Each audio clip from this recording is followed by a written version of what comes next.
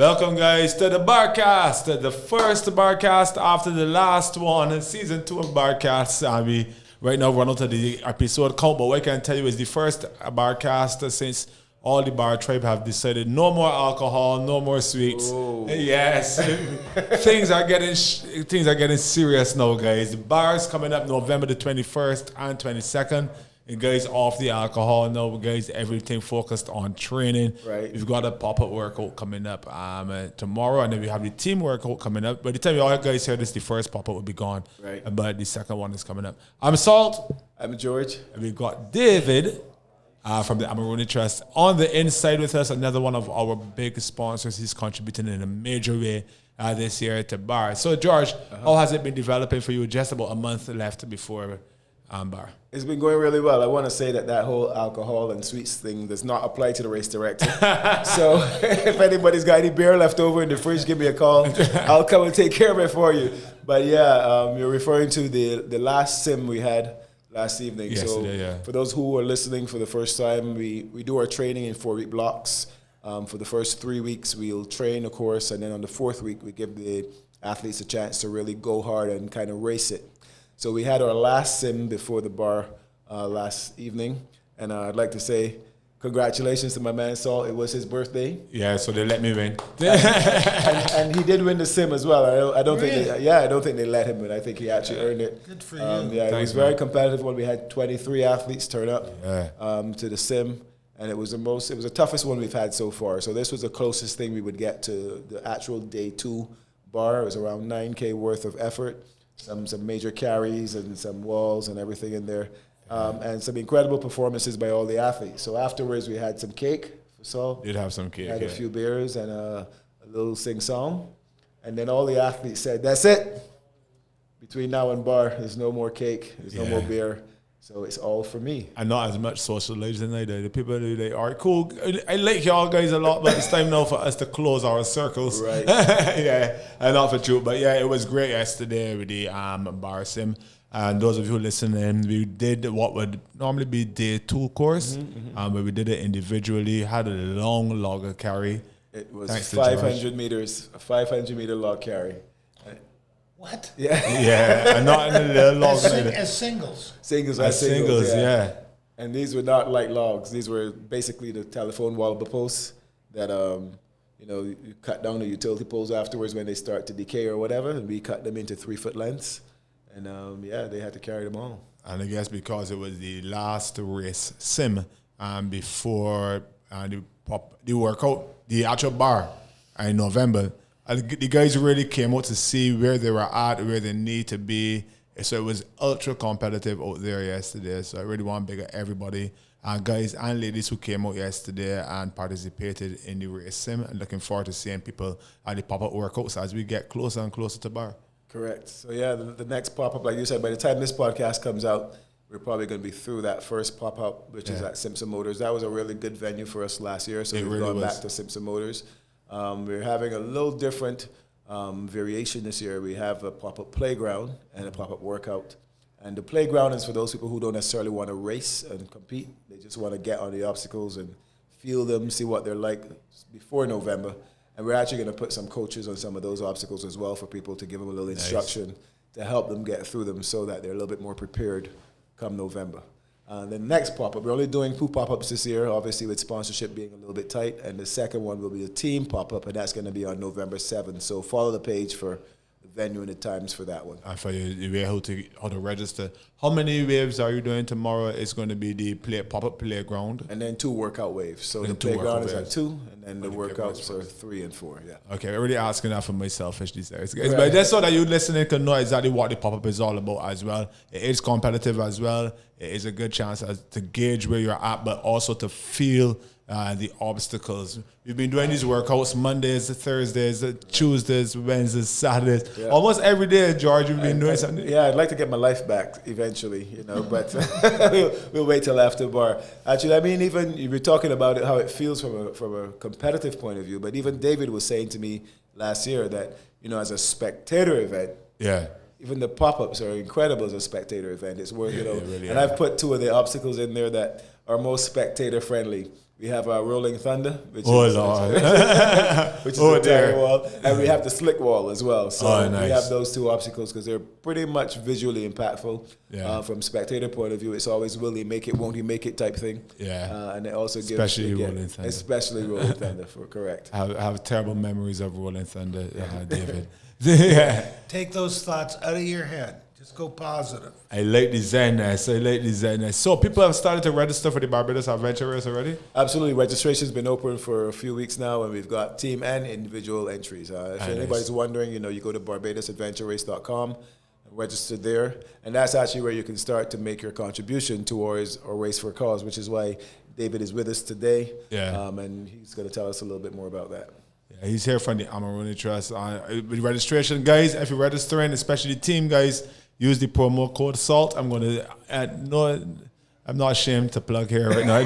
I need as many people to use my promo code. Let me keep this ambassadorship. Right, but David, so you are a big part of BAR this year. You have brought a charitable aspect to BAR because George, from the time he started the Barbados Adventure Race, wanted to give back to community. He often mentions keeping the trails clean, etc.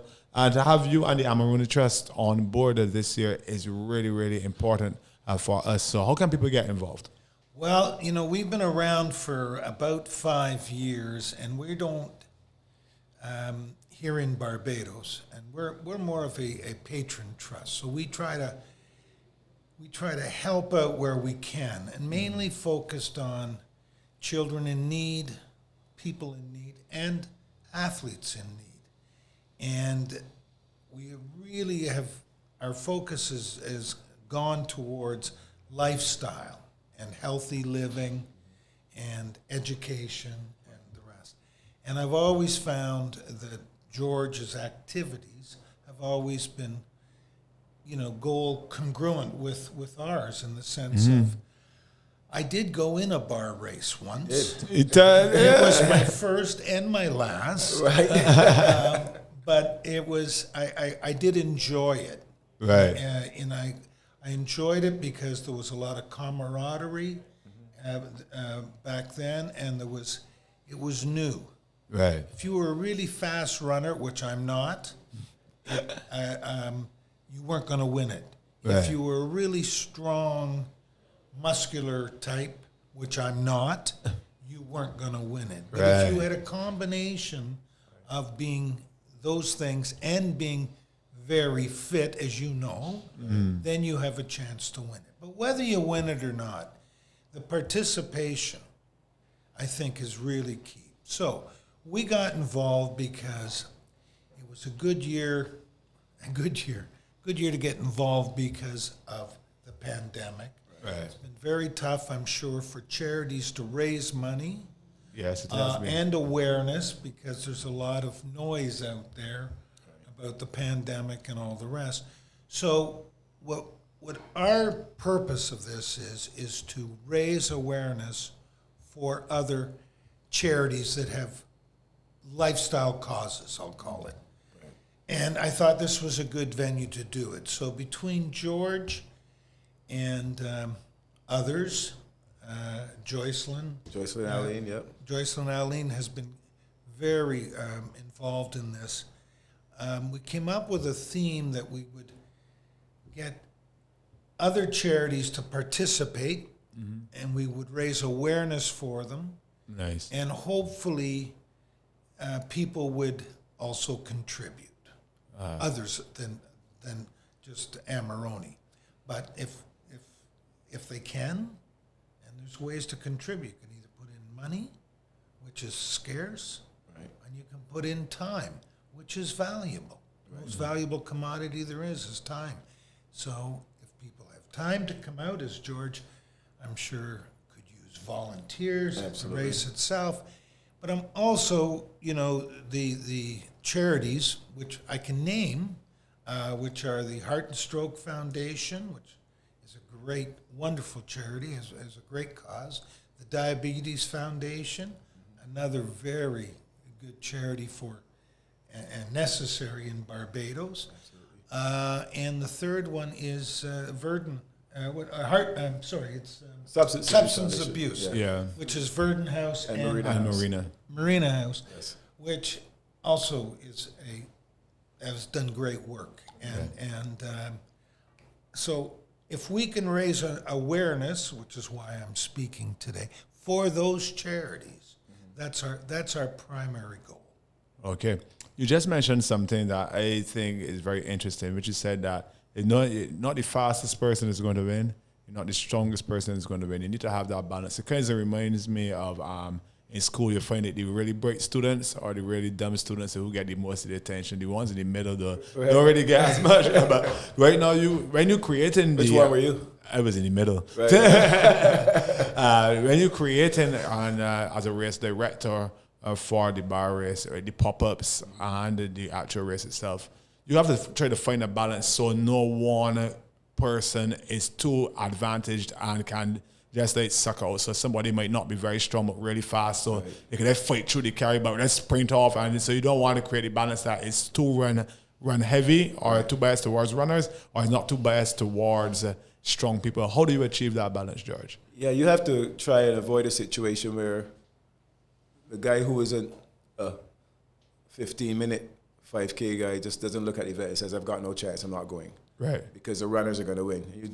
The same thing, you want to avoid it where the guy who can't deadlift 315 pounds just doesn't quit. And he thinks that he's got a chance. Right. So everyone looking at the event should look at the event and think that they have a chance because of their particular skill or set of skills. Right. The runners are going to look at it and they're going to think, man, my running is great. All I have to do is get over these obstacles and carry these things and I can win. The strong guys are going to look at it and say, well, my running isn't so great, but I can these make things it are not heavy on these carries because they don't feel that heavy for me. Right. And then the people who are agile and generally athletic are going to be like, hey, my running's average, I'm pretty strong, but I'm going to beat them on the obstacles. Right. So everyone starts out thinking that they have a pretty even chance of winning. Right. And that's my goal. My goal is to give everyone at least some kind of equal opportunity. It's not heavily biased towards the endurance athletes. It's not too heavily biased towards the strength athletes. Any general fitness guy can come and get some skills, the monkey bars, the rope, the rings, etc., over a little period and feel like they have a chance when they get to the line. So I try to set up a course that's going to be relatively balanced, but also I try to set a course for those individuals who don't even care about winning. Right? If I don't care about winning, I just want to go and have fun.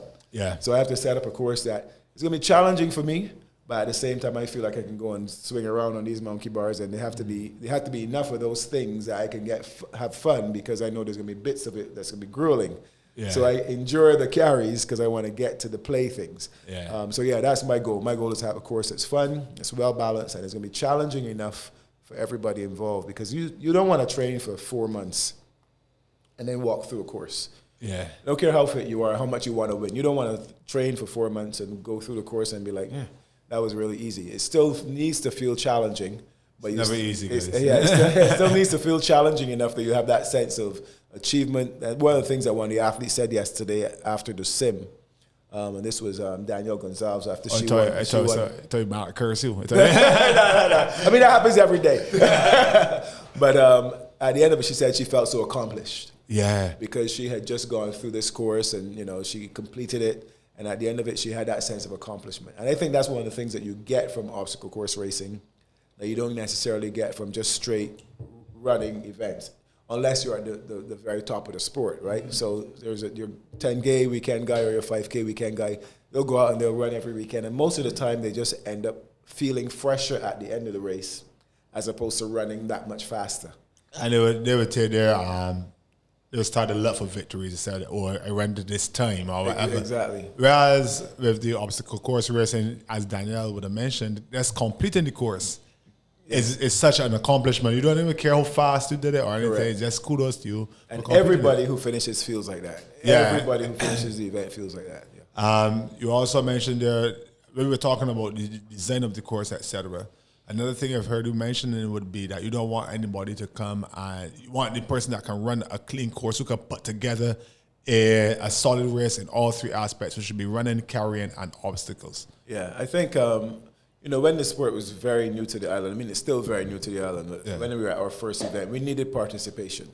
And we needed participation to continue to grow. So we can. That's where you came in, David. Exactly. David came in at that. Yeah. So you don't want to set a course that no one in Barbados has ever seen obstacle course racing before, so you come out there with gibbons and all these bars and these really complicated obstacles, and no one can finish because nobody would ever come back. No one would feel accomplished. Like, nobody would feel accomplished, and nobody would ever come back. So you have to make it just within people's reach. Yeah. And as they improve with the sport, you make it more and more challenging until we get to the point where our race looks just like any obstacle course race you'd see anywhere in the world. And honestly, I think that we're very close to that already. Right. Just because there's only 2 events on the island, and those people who are involved in the sport are very involved in it. So they're watching YouTube videos on how to do this movement, and each training session they're coming and they're getting better and better.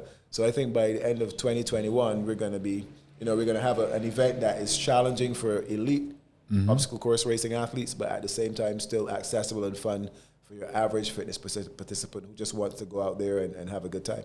Individual fitness versus whole team fitness. Now, this is a whole nother aspect. So we already talked about individuals, almost for the individual race, putting together a complete package for themselves. But now you have to get a team. Right. We have 4 individuals who are pretty much on the same level. You don't want somebody who is super elite running with 3 people who are just average, or because he or she's going to feel kept back, or he might not be able to know how to gauge, right? Right. So that's what happened when David did BAR the first time. David was a super elite athlete on his team. Yeah. And the other 3. And the other 3 people, 3 slouches. Listen, I'll tell you what was so good about that race was I did have 3 very good athletes. And they came back. They helped me. Okay? Which... In my mind, you're absolutely right. If the 3 of you or 4 of you aren't the same caliber, one's going to hold the other 3 back, or one's going to, because you got to finish together. You have to finish together, correct. You got to hit the obstacles together. But you see, the individual race, which is what we're doing here, this is what people can compete in and then get to internationally. Correct, yes. Like, the team is unique to here. No, it's not unique to Barbados, but our team format is unique. So even at the OCR World Championships, for example, you go there and there's an individual event, and they usually have a team event as well. Yeah. But the team event has always kind of been as like an aside.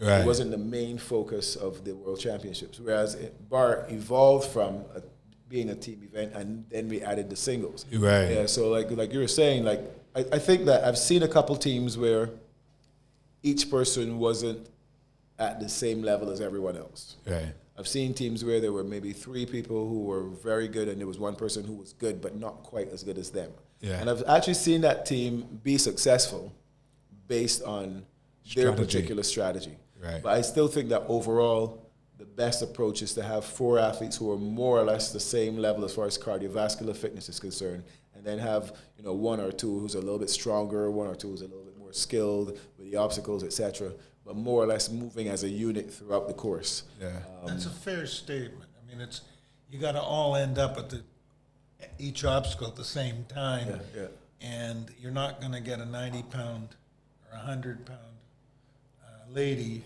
doing the carries like you would a bigger person. Right. But I think the team is wonderful. I mean, as I said, I was in it. I enjoy watching it, but I think the individual, because the individual's a shorter course, as I recall. Yeah. Okay. Yep. And it's almost a little more. I'm putting a plug in for the race that I'm sponsoring. It's a little more spectator friendly. It is, and I think also from my perspective as a race director, I like the individual event because that's where we're going to see the most last-minute entries. Right. Right. So, for example, with about a month out or so, most people have chosen their teams by now. There's still a few people looking for teams, and if you're still looking for a team, go to Barbados Adventure Race Team Finder on Facebook and ask for what you need, whether you need 1 female or male or whatever. But most of the time, like 2-3 weeks out, most people have solidified their teams. They're training together. They're getting to know the chemistry of each other and figure out who's going to be good at what and start to strategize. Yeah. Now, I might be a guy who is relatively fit.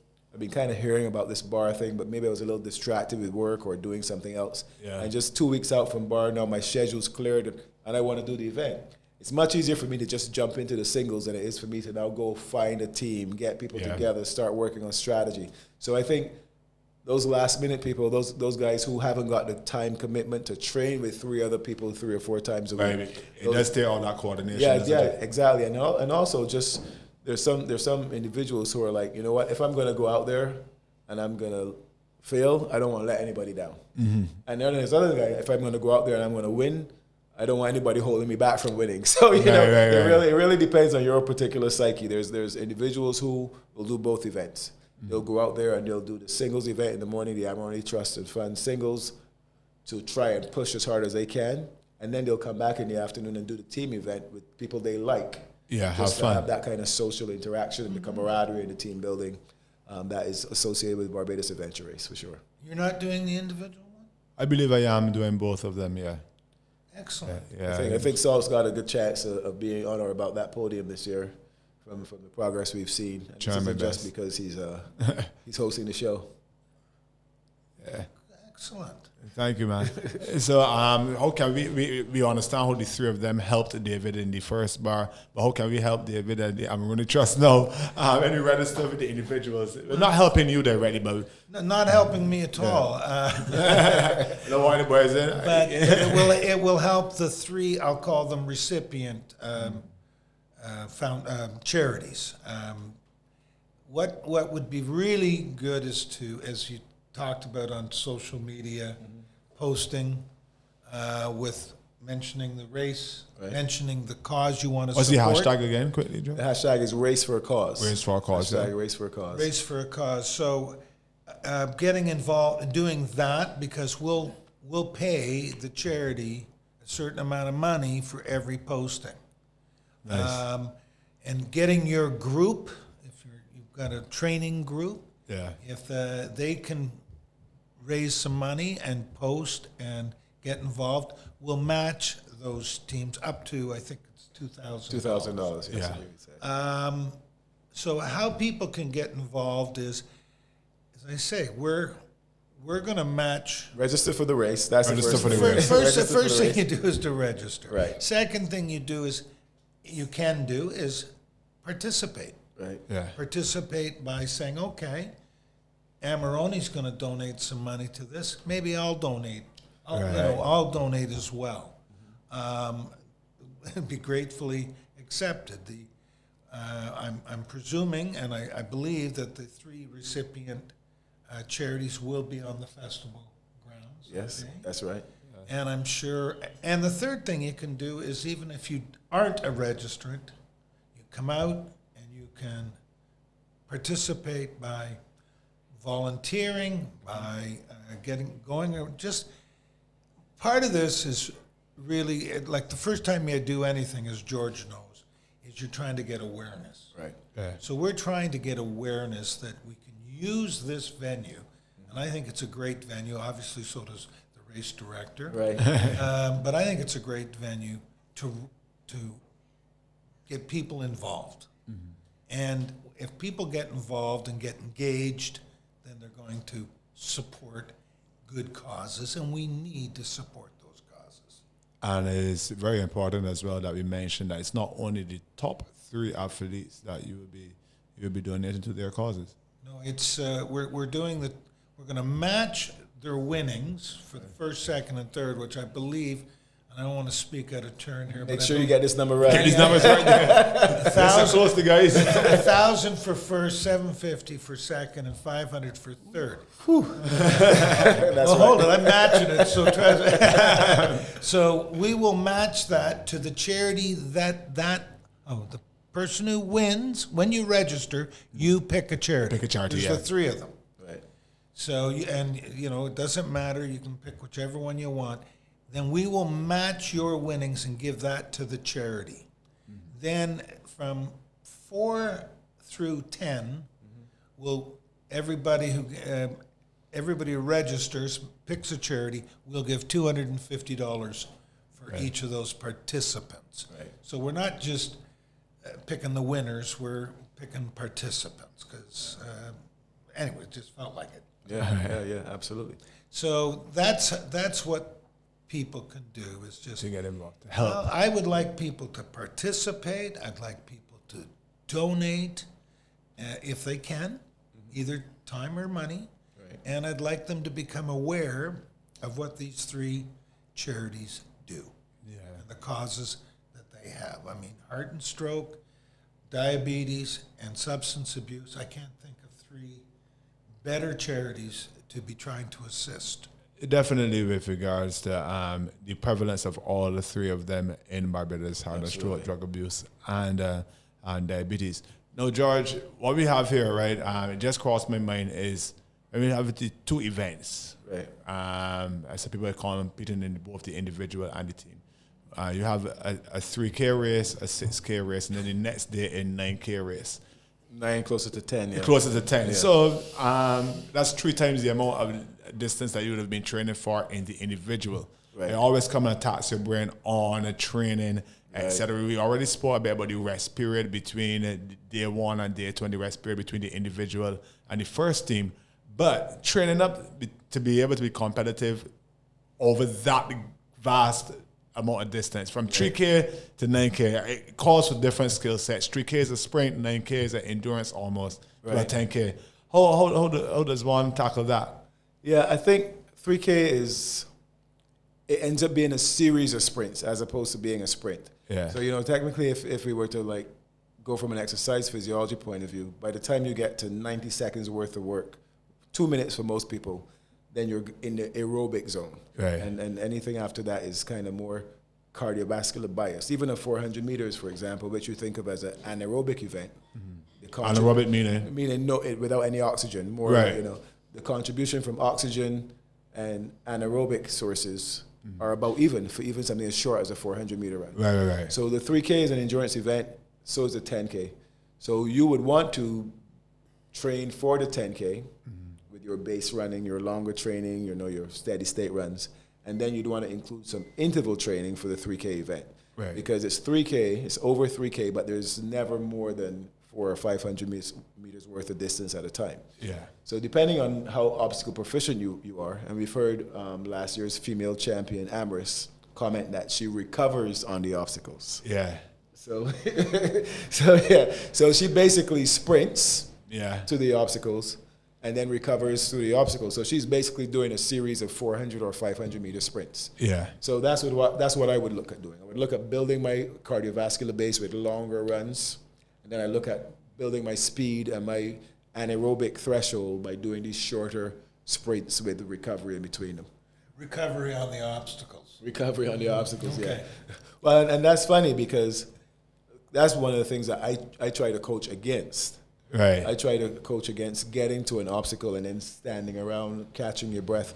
But that's not what Amorone does. Amorone, her transitions are very good as well. And that's why she was a champion last year by quite a considerable amount. Yeah. She doesn't stop when she gets there. She gets on them, she keeps going, and it's just a lighter work for her because she's so proficient at them. So, so if you're out there training and you want to train this aspect of the race, that might be something you might want to do. Sprint hard, do something else. Sprint hard, do something else.